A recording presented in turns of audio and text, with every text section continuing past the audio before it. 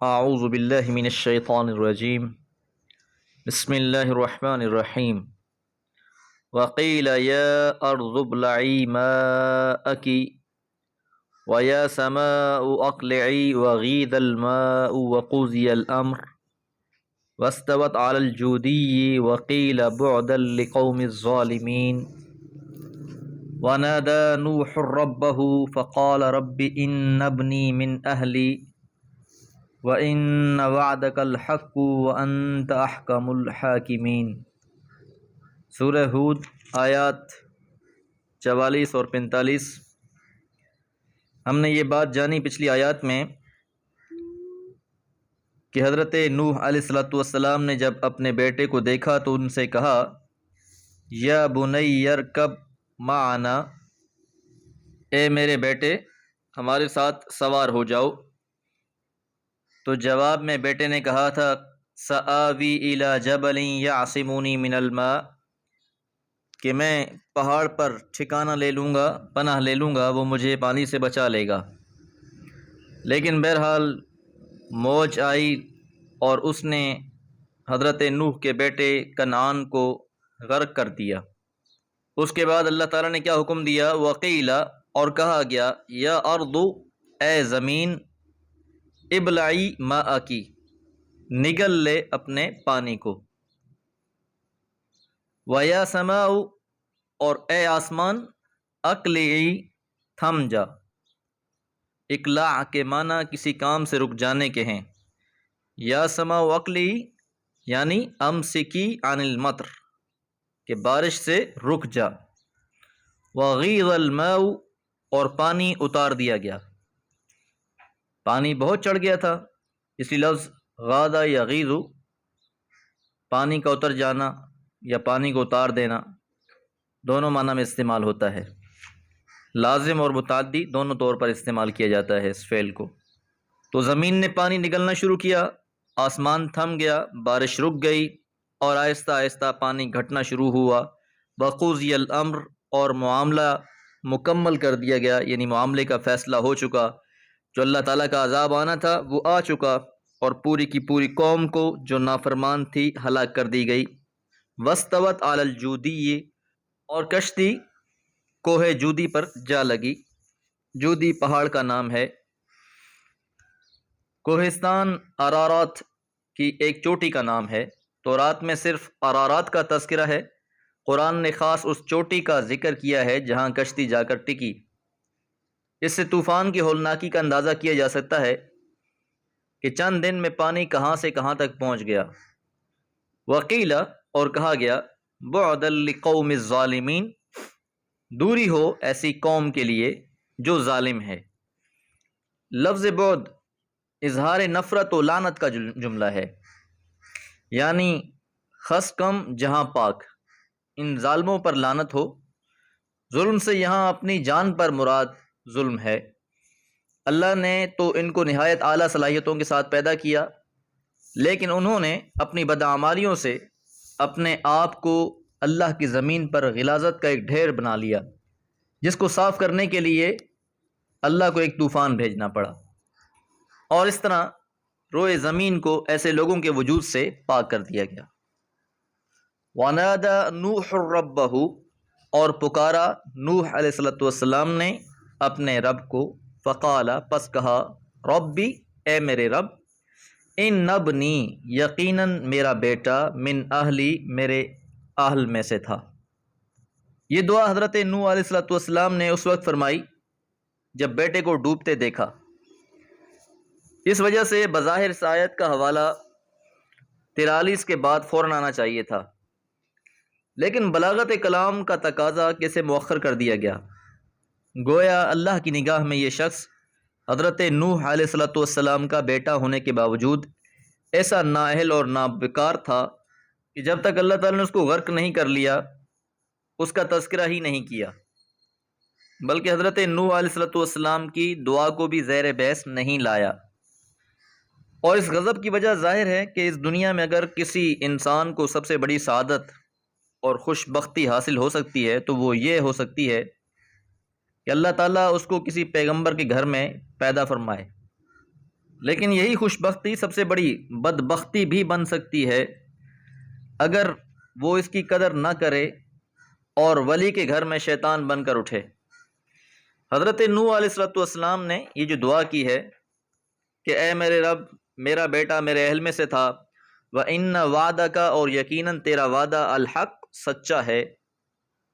یہ دعا شفقت پدری سے مغلوب ہو کر محض اہل کے لفظ سے فائدہ اٹھاتے ہوئے فرمائی، جو اوپر آیت نمبر 40 میں گزرا ہے کہ حضرت نوح علیہ السلام کو حکم ہوا کہ اس کشتی میں ہر چیز کے نر و مادہ اور اپنے اہل و عیال کو بجز ان کے جن کے باب میں اللہ کا فیصلہ ہو چکا ہے سوار کر لو۔ چونکہ وہاں لفظ اہل آیا ہے اور اہل کہتے ہیں گھر والوں کو، تو کنعان بھی حضرت نوح علیہ السلام کا بیٹا تھا، بظاہر لفظ اہل کے زمر میں اس کو بھی بچا لیا جانا چاہیے تھا، لیکن ایسا نہیں ہوا، کیونکہ ساتھ ہی اللہ نے یہ کہہ دیا تھا الا من سبق علیہ القول، سوائے اس کے جس پر اللہ تعالیٰ کی بات ثابت ہو چکی ہے، اور ہر اس شخص کے لیے یہ بات ثابت ہو چکی تھی جو ایمان نہ لانے والا تھا۔ تو اب استفسار یہ ہے کہ یا اللہ، کہ میرا بیٹا میرے اہل میں سے ہے اور میرے اہل کو کشتی کے ذریعے بچا لیا جائے گا، اور تیرا وعدہ بھی یا اللہ سچا ہے، اور تو سب سے بہترین فیصلے کرنے والا بھی ہے۔ اب اس استفسار کا جواب اللہ تعالیٰ نے اگلی آیت میں ارشاد فرمایا۔ اللہ تعالیٰ سے دعا ہے اللہ تعالیٰ دین کا فہم عطا فرمائے۔ وما علیہ الا البلاغ۔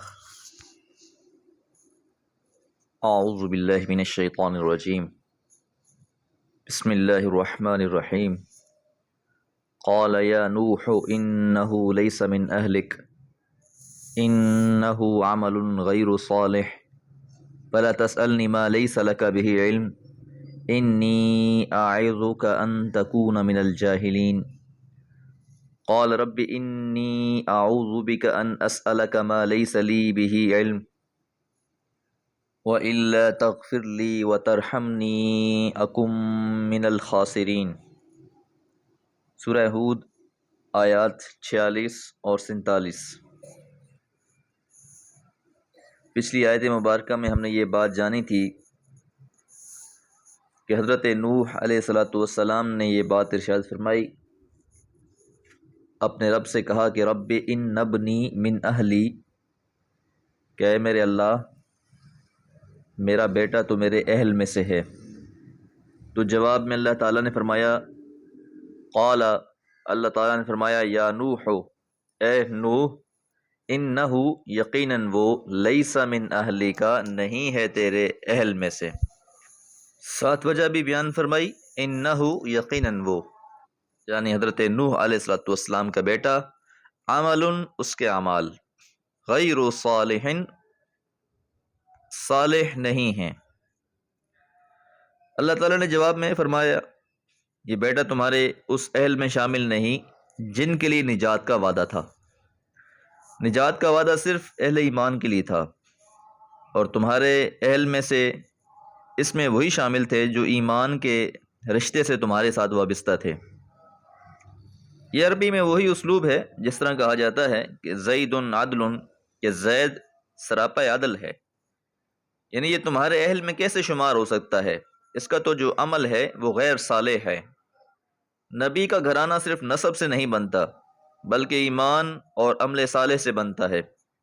یہ تو ان لوگوں میں شامل تھا جن کے بارے میں ہمارا فیصلہ صادر ہو چکا کہ ہم ایسے تمام لوگوں کو جہنم میں بھر دیں گے۔